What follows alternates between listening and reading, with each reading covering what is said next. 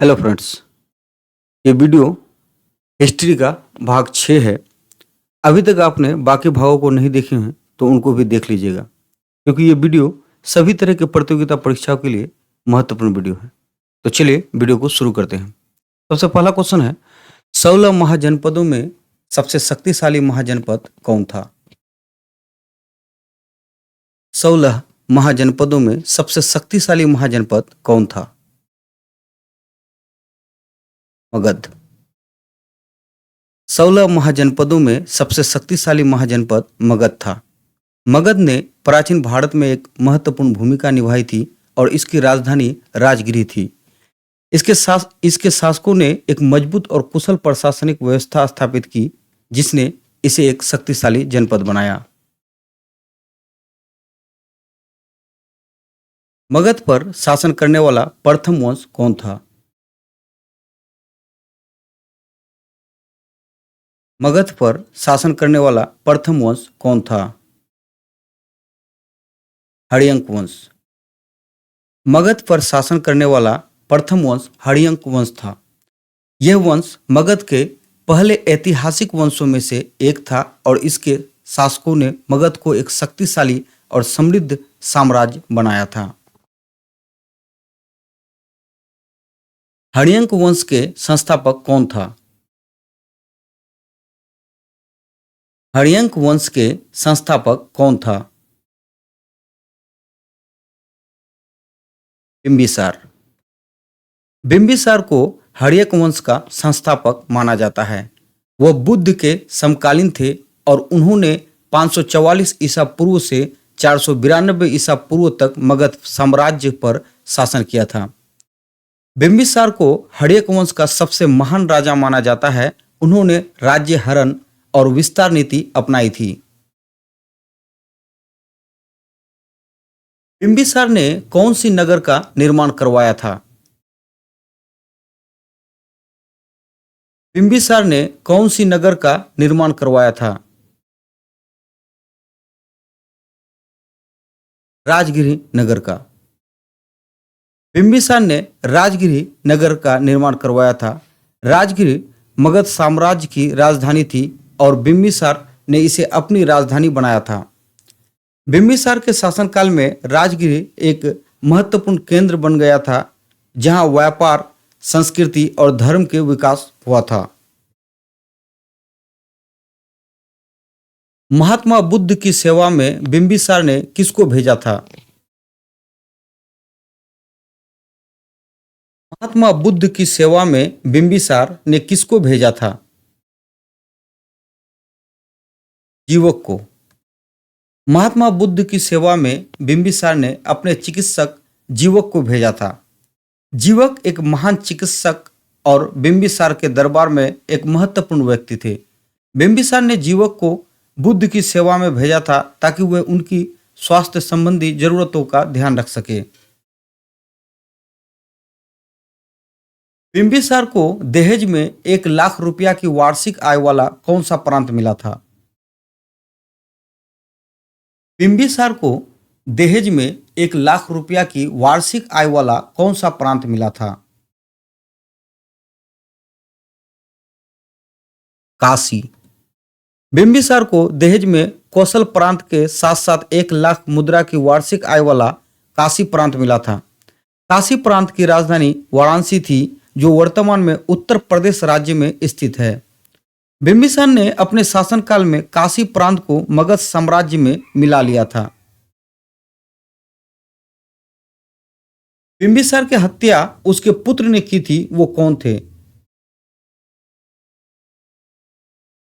बिंबिसार की हत्या उसके पुत्र ने की थी, वो कौन थे? अजातशत्रु। बिंबिसार की हत्या उनके पुत्र अजातशत्रु ने की थी। अजातशत्रु बिंबिसार का सबसे बड़ा पुत्र था और वह अपने पिता के बाद मगध का राजा बनना चाहता था। अजातशत्रु ने अपने पिता बिंबिसार को कैद में डाल दिया और उनकी हत्या कर दी। इसके बाद अजातशत्रु ने मगध का राजा बनने का दावा किया और उसने लगभग 493 ईस्वी से 461 ईस्वी पूर्व तक शासन किया। अजातशत्रु का दूसरा नाम क्या था? अजातशत्रु का दूसरा नाम क्या था? कुनिक। मगध के शासक अजातशत्रु अपने पिता की हत्या करने के बाद सिंहासन पर बैठा था, इसलिए इतिहास में इसे कुनिक के नाम से जाना जाता है। अजातशत्रु के शासनकाल में प्रथम बौद्ध संगीति कहाँ पर हुआ था? अजातशत्रु के शासनकाल में प्रथम बौद्ध संगीति कहाँ पर हुआ था? राजगीर में। अजातशत्रु के शासनकाल में प्रथम बौद्ध संगीति राजगीर में हुआ था। यह संगीति भगवान बुद्ध के परिनिर्वाण के बाद आयोजित की गई थी, जिसमें बौद्ध भिक्षुओं ने बुद्ध के उपदेशों और नियमों की व्याख्या और समीक्षा की थी। अजातशत्रु की हत्या उसके पुत्र ने की थी, उनका नाम क्या था?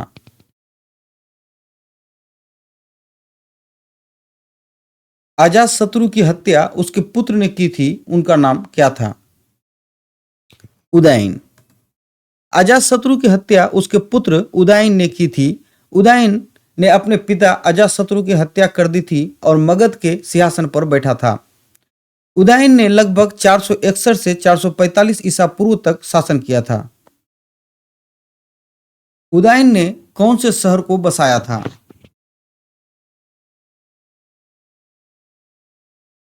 उदयन ने कौन सा शहर को बसाया था? उदयन ने पाटलिपुत्र शहर को बसाया था। पाटलिपुत्र वर्तमान में बिहार राज्य में स्थित पटना शहर में है, जो गंगा नदी के किनारे बसा हुआ है। उदयन ने इसे शहर को अपनी राजधानी बनाया था और इसका नाम पाटलिपुत्र रखा था। हर्यंक वंश का अंतिम शासक कौन था? हर्यंक वंश का अंतिम शासक कौन था?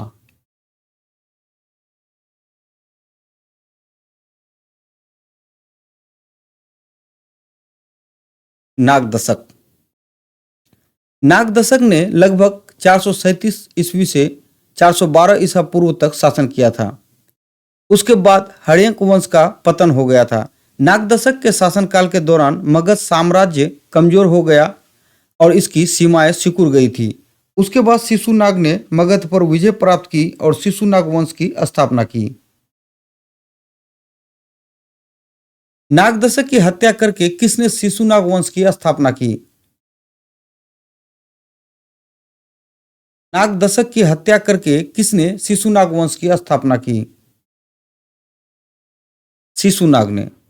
शिशुनाग वंश की स्थापना शिशुनाग ने की थी। वो मगध के राजा नागदशक के बाद शासन करने वाले पहले पहले शिशुनाग वंश के राजा थे। मगध की राजधानी पाटलिपुत्र से हटाकर किसने वैशाली की?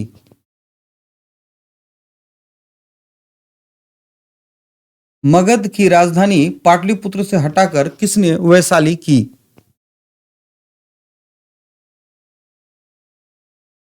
शिशुनाग ने। मगध की राजधानी पाटलिपुत्र से हटाकर वैशाली करने का श्रेय शिशुनाग को जाता है, लेकिन यह केवल अस्थायी था। बाद में उनके पुत्र कालाशोक ने राजधानी को वैशाली पाटलिपुत्र वापस स्थानांतरित कर दिया था। शिशुनाग ने किन राज्य को मगध में मिलाया और मगध का भाग बनाया? शिशुनाग ने किन राज्य को मगध में मिलाया और मगध का भाग बनाया? अवंती और वत्स को। शिशुनाग ने अपनी सैन्य शक्ति और राजनीतिक कौशल का उपयोग करके इन राज्यों को जीतकर मगध साम्राज्य में मिलाया और अपने साम्राज्य को विस्तार किया था। शिशुनाग का पुत्र जिसने मगध की राजधानी को पुनः पाटलिपुत्र बनवाया, वो कौन थे? शिशुनाग का पुत्र जिसने मगध की राजधानी को पुनः पाटलिपुत्र बनवाया, वो कौन थे?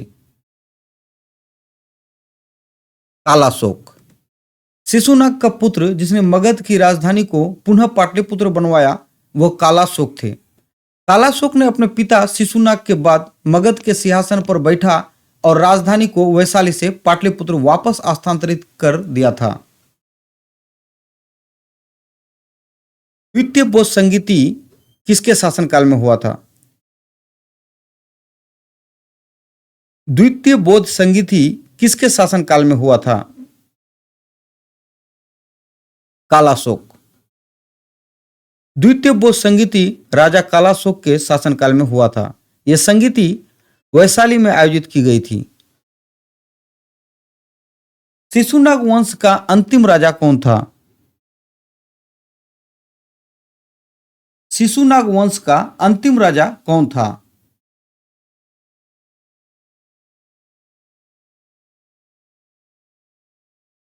नंदीवर्धन। शिशुनाग वंश का अंतिम राजा नंदीवर्धन था। नंदीवर्धन के बाद मगध पर नंद वंश का शासन शुरू हुआ। नंद वंश का संस्थापक कौन था? नंद वंश का संस्थापक कौन था?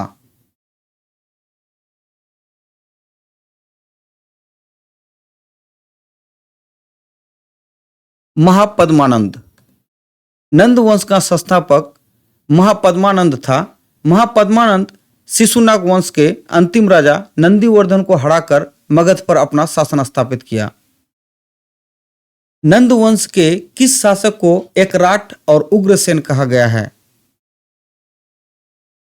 नंद वंश के किस शासक को एकराट और उग्रसेन कहा गया है? महापद्मानंद को।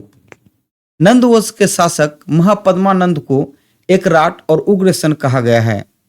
महापद्मानंद को एकराट इसलिए कहा जाता है क्योंकि वो एक ऐसा राजा था जिसने अपने पूर्ववर्ती सभी राजाओं को पराजित कर दिया था और अपने साम्राज्य को विस्तारित किया था। उग्रसेन नाम का अर्थ होता है भयंकर सेना वाला। नंद वंश का अंतिम शासक कौन था जो सिकंदर का समकालीन था? नंद वंश का अंतिम शासक कौन था जो सिकंदर का समकालीन था? घनानंद। नंद वंश का अंतिम शासक घनानंद था जो सिकंदर का समकालीन था। घनानंद महापद्मानंद का पुत्र था और वो एक शक्तिशाली और महत्वाकांक्षी राजा था। इस वीडियो में इतना ही। मिलते हैं फिर किसी दूसरे वीडियो में। तब तक के लिए टेक केयर। Bye bye.